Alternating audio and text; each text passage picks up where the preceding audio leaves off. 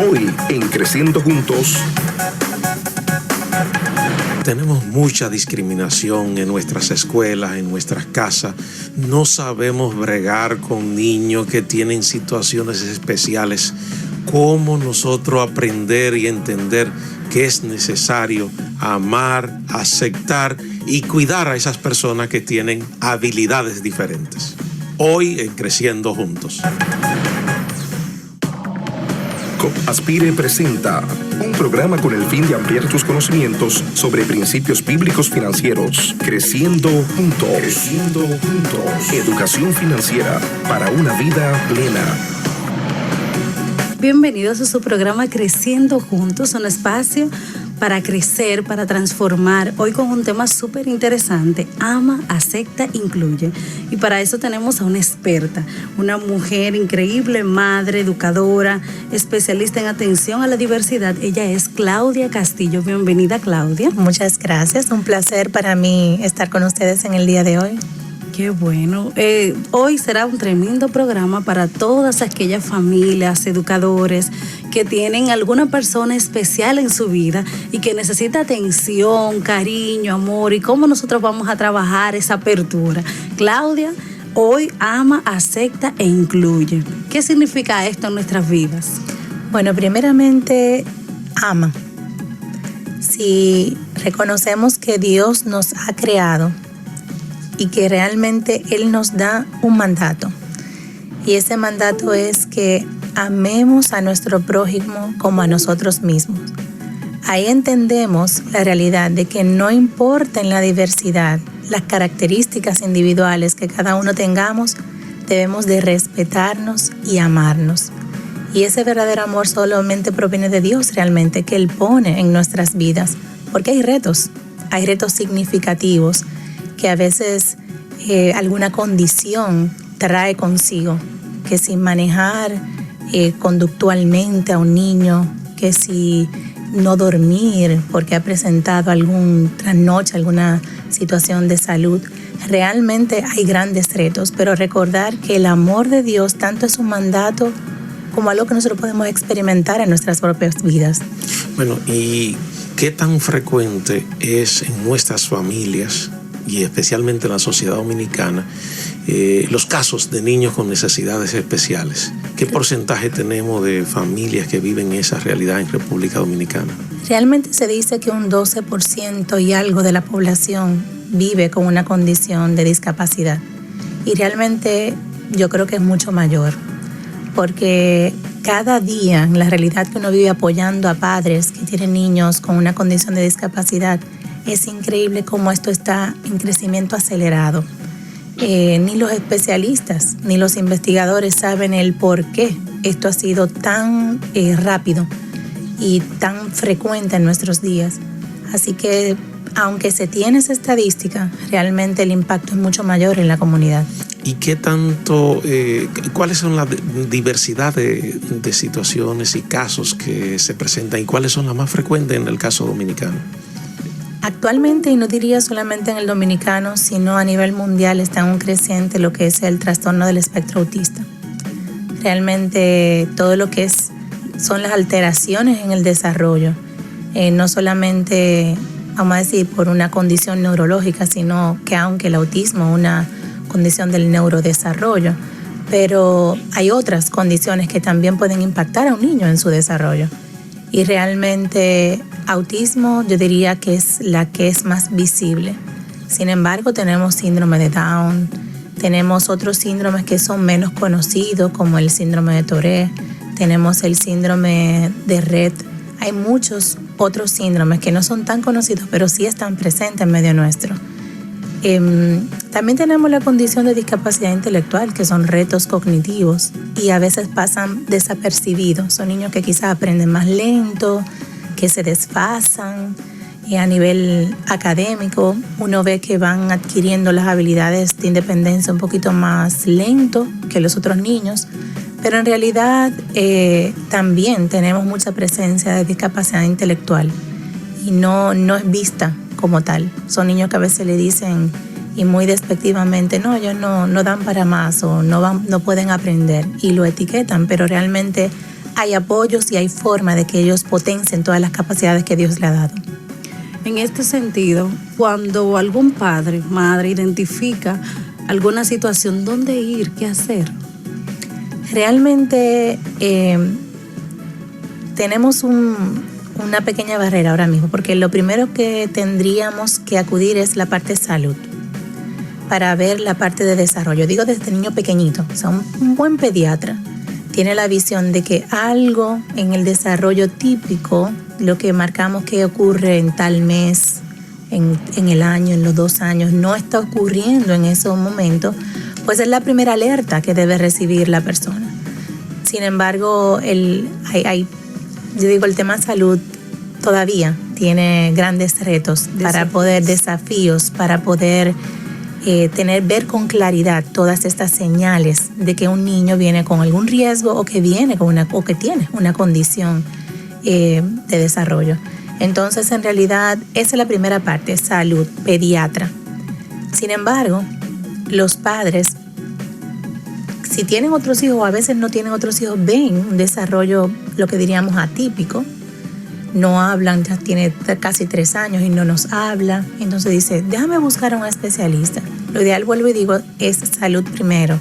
Pero también pueden acudir a psicólogos que trabajan todo lo que es el desarrollo evolutivo de los niños. También pueden acudir a psicopedagogos que también pueden ver tanto la parte de desarrollo como la parte educativa. Entonces hay diferentes apoyos que se encuentran o profesionales que se encuentran. Si es habla, a un terapeuta, a un especialista en desarrollo del habla, estimulación de esta área también. Entonces, dependiendo del área en que el papá se siente inquieto, pues muchas veces se acercan directamente al profesional. Estamos hablando también de aceptar. Así es. Digamos así, que estas situaciones que son atípicas, como tú has dicho, también traen un conjunto de reacciones sociales, reacciones familiares que tristemente han puesto una muralla para entender y comprender este tipo de dinámica. Así es. Y la primera barrera en ese sentido de aceptación es a veces la misma familia también. Y es natural dentro de la aceptación de una condición que haya un bloqueo, no querer aceptar una realidad que sí está latente. Entonces, es el primer reto. Si la familia no acepta, es difícil la movilización hacia lo que el niño o niña necesita. Entonces, sí, a veces el gran temor de la familia es la sociedad, como bien decía Robert. Porque, ¿qué dirán los otros? ¿Podrá jugar con los otros niños? ¿Podrá ir a un colegio? ¿Valdrá la pena enviarlo a un colegio, a un centro educativo? O sea, son muchas preguntas. Cuando yo no esté, se preguntan los padres, ¿qué pasará con ese hijo mío o esa hija mía que no puede quizás tener una vida completamente independiente? Sin embargo, para todo eso se trabaja desde temprana edad. Se trabaja para una vida independiente, pero sobre todas las cosas, ese apoyo emocional que necesita la familia, porque ya luego ellos, como yo siempre les digo, ustedes son los abanderados de sus hijos y son los que también le van a ayudar a abrir camino, a sensibilizar a toda la comunidad. Bueno, eso es muy importante. Vamos a hacer una breve pausa y regresamos.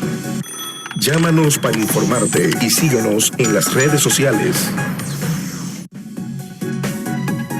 Estamos de vuelta aquí, Aris Lourdes, con Claudia, que nos está acompañando y está hablándonos de todo este tema tan interesantísimo de niños con capacidades diferentes y que tienen necesidades diferentes también que hay que atender. Claudia estaba hablándonos del tema de la aceptación y Claudia nos decía que muchos de los temores que tienen papá y mamá es qué va a pasar allá afuera en nuestra sociedad. Estas barreras sociales, que son también barreras de políticas públicas, ¿verdad? En el sentido de que el Estado como tal no tiene respuestas para este tipo de niños. Hacemos una escuela grandísima de 40 aulas, de 36 aulas, pero se nos olvida que dentro de la población de cualquier barrio donde estamos instalando esta escuela hay un niño que quizás no puede caminar, o hay un niño que tiene dificultades visuales, y todo el equipamiento se hace pensando incluso para adultos. Así es. La infraestructura pensada para adultos. Entonces, ahí hay una dinámica, por un lado, de respuesta de la sociedad en su manera más organizada, el Estado, y el entorno comunitario de cómo responde la familia. ¿Qué pasa en República Dominicana cuando una familia tiene un niño con una situación diferente? ¿Qué respuesta hay en la comunidad? ¿Qué respuesta hay desde las políticas públicas, tanto de salud, educación especialmente, para responder a estas realidades? Bueno, en el tema de educación, sí es cierto que a veces existen barreras y es muy importante ese término y quiero detenerme un momentito para explicar un poquito más. Lo que son las condiciones de desarrollo, discapacidad y toda condición, vamos a decir, permanente, que haya un déficit en la persona, vamos a decir así. Sin embargo, no se hace evidente hasta que no interactúa con las barreras que tienen los diferentes contextos. ¿A qué me refiero? Justamente Robert habló de que, bueno, un niño utiliza silla de ruedas, o un joven, y no hay rampas para acceder en la escuela. Sin embargo, esa rampa no está hecha exclusivamente para personas en silla de ruedas.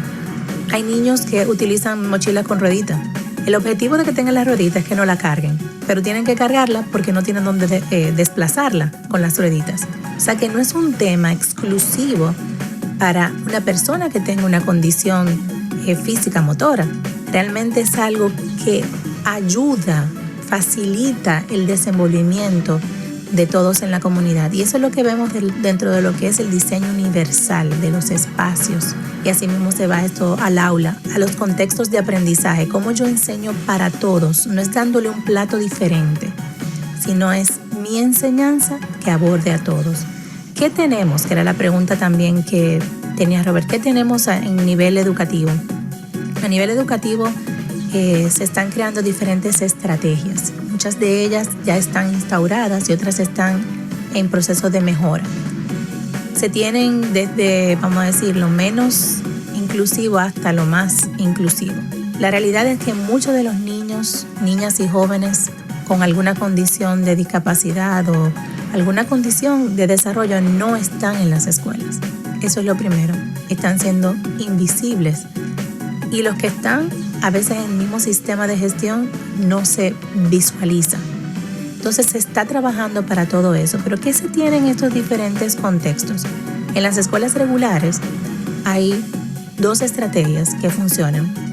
Funciona lo que son las aulas de integración o de inclusión educativa, que estas aulas son de educación especial, pero están en centros educativos regulares. Y esto originalmente comenzó con todo lo que eran niños con autismo. Comenzaron a colocar niños con la condición en estos espacios. Claro, estos espacios se han ido transformando. La idea es que el niño o joven entre a esta aula, pero transite hacia una aula regular. O sea, que se haga un proceso de inclusión completo, si podemos decirlo así. También tenemos lo que son los espacios de apoyo a los aprendizajes. ¿Qué pasa con los niños que están en las aulas regulares, pero no cuentan con los apoyos? Apoyos a veces terapéuticos o seguimiento a los docentes en las buenas prácticas que pueden llevar desde las aulas. Todo esto se está desarrollando en lo que son los centros regulares. Claro, no son todos los centros, sino que se va poco a poco cada año ampliando esta cantidad de centros. También se tienen los centros de educación especial, que están pasando por un proceso de transformación y de enriquecimiento de apoyos y recursos, porque los niños con condiciones más múltiples o que se combinan, por ejemplo, sordo-ceguera, necesitan más apoyo, necesitan otros recursos. Entonces tenemos al niño, pero a veces no tenemos todos los recursos que verdaderamente podemos proveerle para que se pueda desarrollar de una manera integral ese niño, esa niña. Entonces, esto es, vamos a decir así, a vuelo de pájaro. Pero también tenemos que esto procede, vamos a decir, entre salud y combinando un poquito con educación, lo que es el CAID, que también es una iniciativa gubernamental y provee atención a primera infancia, que es desde los 3 años hasta los 10. O sea que ya después de los 10 hay otras fundaciones que apoyan, que también reciben apoyo del Estado para poder desarrollar sus diferentes actividades. Sí, que en sentido general muchas son respuestas privadas. Sí, privadas, ¿verdad? O familias que sí. Y a muy bajo costo también proveen apoyos. Sí. Tú decías, Claudia, hablando de ya cuando estamos en el aula, el niño con su diversidad, con su condición está en el aula, se le brinda un plato diferente, pero en estos nuevos modelos que tú has planteado, hay mucho que ha ido de la integración a la inclusión. ¿Cómo los niños, esos pequeñitos que le toca compartir con esa persona especial que está en su aula, luego entonces aprenden esta dinámica de inclusión, de cariño, de amor, de aceptación, y cómo también los educadores y la familia podemos promover esto? Realmente, como tú mencionas, incluso dentro de los modelos que presenté anteriormente, hay integración. ¿Qué diferencia hay entre lo que es integración y verdadera inclusión? Cuando uno ama, cuando uno acepta, uno se mueve hacia lo más normal para este niño. O sea, hay padres que por temor dicen, no, yo quiero una escuela de educación especial. Sin embargo, ese niño, ese joven tiene toda la potencialidad de estar con sus coetáneos, de estar con sus iguales. Entonces, ¿por qué restringirlo? ¿Por qué segregarlo? Y a veces no viene, vamos a decir, de las mismas políticas, sino a veces de la misma familia por temor. Entonces, la inclusión realmente nos debe mover hacia generar espacios donde todos podamos convivir. No es que, bueno, como este niño tiene silla de ruedas, vamos a hacer una rampa exclusivamente para él. O como hay centros que no está mal, pero bueno, crean un ascensor y solamente puede trasladarse en ese ascensor el niño que tiene silla de ruedas. Entonces, no, el ascensor sería para todos. Claro está, dándole prioridad a quienes más lo requieren, si puedo decir así. Entonces, convivir con todos es la diversidad y es el modelo que Dios ha creado realmente. Desde los inicios, no todos somos iguales, todos necesitamos algún tipo de apoyo y es verlo con esa mirada. Es una mirada de que tus fortalezas me fortalecen a mí y aportan a mis debilidades. Y así mis fortalezas a ti. Todos tenemos fortalezas y debilidades dadas por Dios. Bueno, señores, vamos a hacer una breve pausa y volvemos en breve.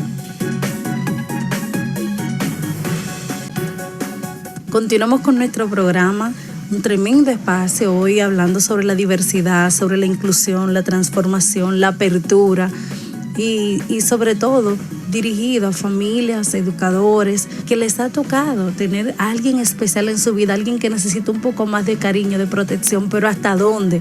Y es lo que tratamos con nuestra especialista Claudia hoy. Cómo yo cuido de no hacer una burbuja tan protectora que entonces le quite la capacidad realmente de en el futuro poder desarrollar esas habilidades que son necesarias para cuando ya no estemos. Así es. Por eso es tan importante los contextos inclusivos, o sea, donde todos convivamos y aprendamos juntos. Porque Dios nos ha creado de una manera tan particular de que aprendemos mucho por la imitación. Y si yo veo a un amiguito mío haciendo algo, yo lo imito y naturalmente lo aprendo.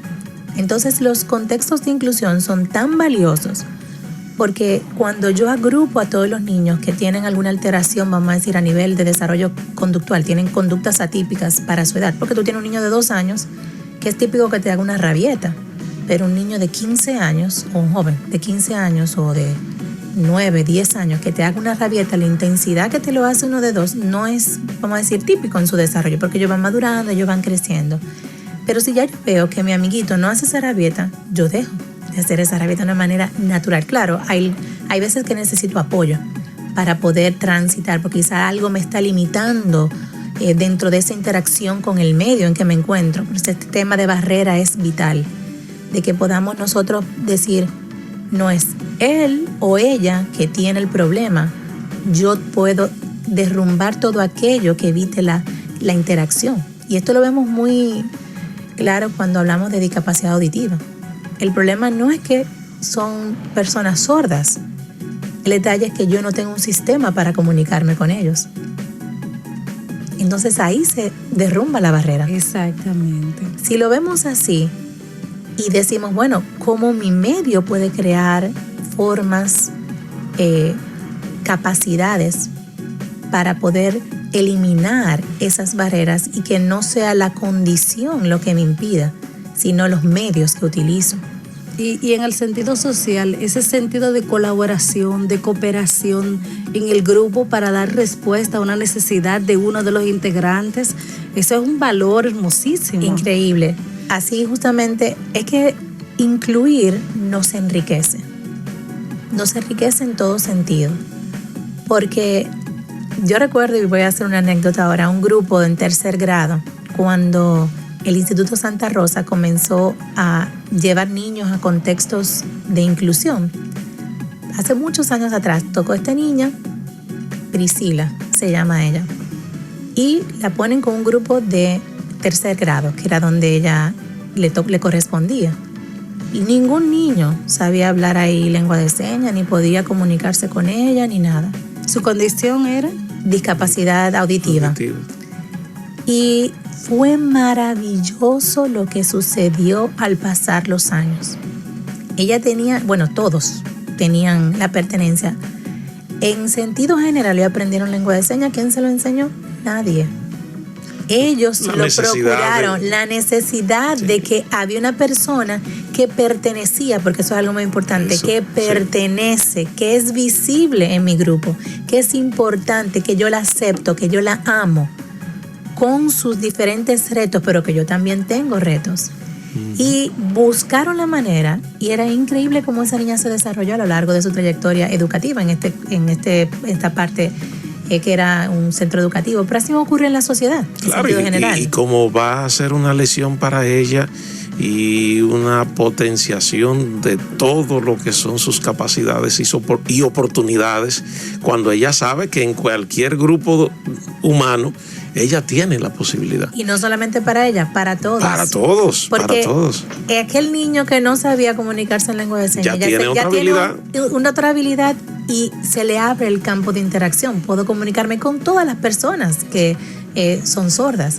Entonces, en realidad, es algo que nos enriquece a todos.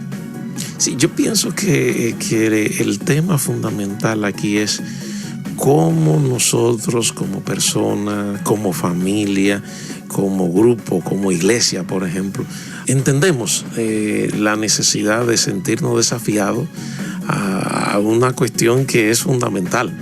No somos iguales. Así es. No somos iguales y nosotros tenemos que bregar, que trabajar con esa realidad.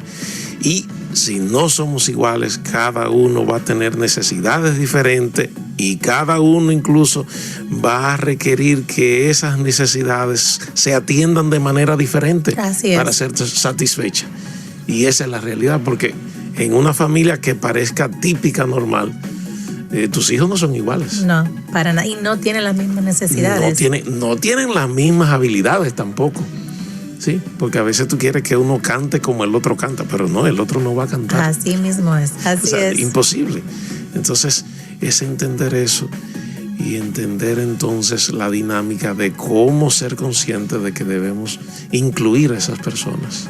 Yo me pregunto, Claudia, porque conozco mucha experiencia de personas con capacidades diferentes, ¿qué debe hacer la familia para, en vez de tener una respuesta de misericordia, de pena, de ay bendito, tener una respuesta de afirmación, de compromiso, de acompañar a la persona a que realmente sea autónoma dentro de las posibilidades que le brinda su situación particular? ¿Qué debe hacer la persona, la familia, para que eso pase? Bueno, hay varias cosas. Lo primero es asumir que ese niño o esa niña tiene capacidades, porque a veces nosotros mismos lo mutilamos. No, él sí puede, y desde ahí parte todo. Si yo cambio mi chip como padre, como madre, de que sí él puede y vamos a trabajar para que lo logre, esto es lo primero, es la actitud. Lo segundo es identificar cuáles son los apoyos o las ayudas que requiere en ese momento. Porque hay veces, por ejemplo, que un niño no puede abotonarse o subirse un zipper por sí mismo, o vamos a decir, ir al baño por sí solo, y es porque quizás requiere de otras habilidades previas a esa que le estamos pidiendo. Perdóname, un paréntesis ahí, eso implica que muchas veces yo como papá, yo como mamá, tengo que ir a aprender cómo aprender a trabajar con ese tipo de personas que van a requerir unos pasos previos que el niño que nos parece típico, ¿verdad? Así es, o normal, entre comillas. Es otra cosa que voy a decir, que es educarse, formarse.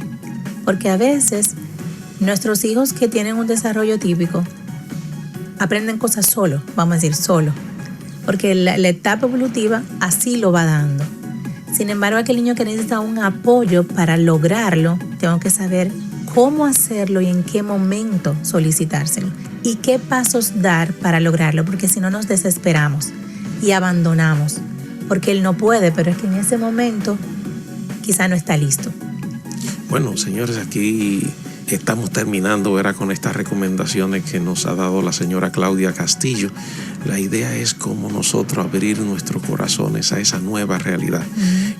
Nosotros como organización estamos trabajando para impulsar que más colegios cristianos, escuelas, abran sus corazones y maestros que abran sus corazones para saber que estos niños tienen capacidades valiosísimas que pueden aportar a toda la sociedad. Ha sido un tema interesantísimo y espero que haya sido de su agrado y que ustedes puedan aprender mucho de este tema. Hasta un próximo Creciendo Juntos. Hasta luego.